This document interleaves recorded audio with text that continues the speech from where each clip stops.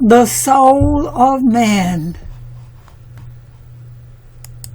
The care which Elohim exercised in fashioning every detail of the body of man is as naught in comparison with his solicitude for the human soul. The soul of man was created on the first day, for it is the spirit of Elohim moving up on the face of the waters. Thus, instead of being the last, man is really the first work of creation. This spirit, or to call it by its usual name, the soul of man, possesses 5 different powers. By means of one of them she escapes from the body every night, rises up to heaven, and fetches new life thence for man. With the soul of Adam, the souls of all the generations of men were created. They are stored up in a promontory in the 7th of the heavens, whence they are drawn as they are needed for human body after human body. The soul and body of man are united in this way. When a woman has conceived, the angel of the night, Lailah, capital L-A-I-L-A-H,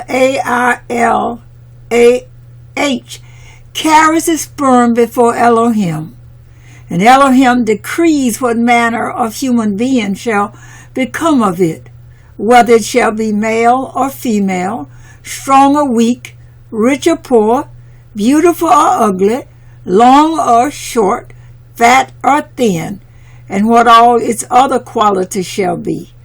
Piety and wickedness alone are left to the determination of man himself. Then Elohim makes a sign to the angel appointed over the souls, saying, "Bring me the soul, so and so, which is hidden in paradise, whose name is so and so, and whose form is so and so."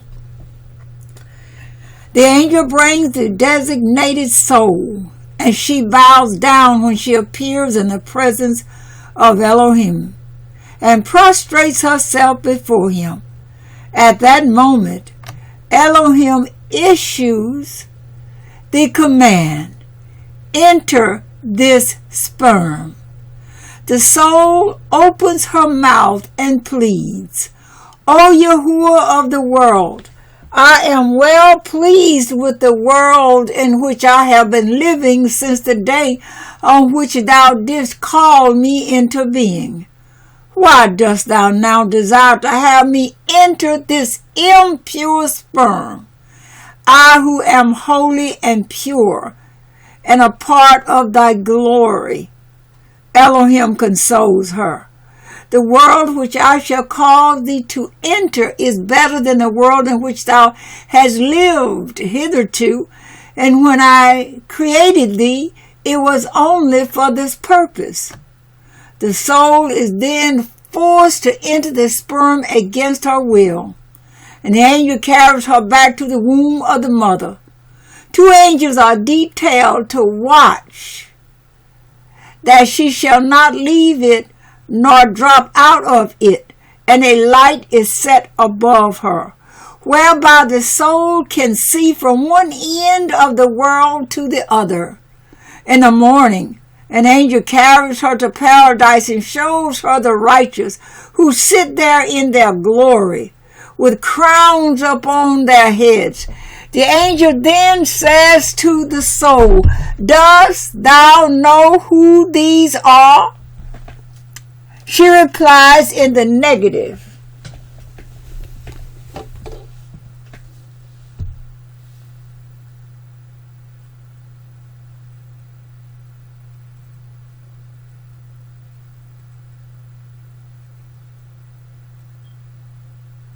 And the angel goes on, "These whom thou beholdest here were formed like unto thee in the womb of their mother.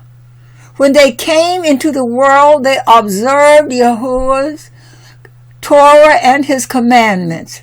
Therefore they became the partakers of this bliss, which thou seest them enjoy. Know also, thou wilt one day depart from the world below. And if thou wilt observe Elohim's Torah, then wilt thou be found worthy of sitting with these pious ones. But if not, thou wilt be doomed to the other place. In the evening, the angel takes the soul to hell, and there points out the sinners whom the angels of destruction are smiting with fiery scourges. The sinners all the while crying out, Woe! Woe! But no mercy is shown unto them. The angel then questions the soul as before, Dost thou know who these are? And as before, the reply is negative.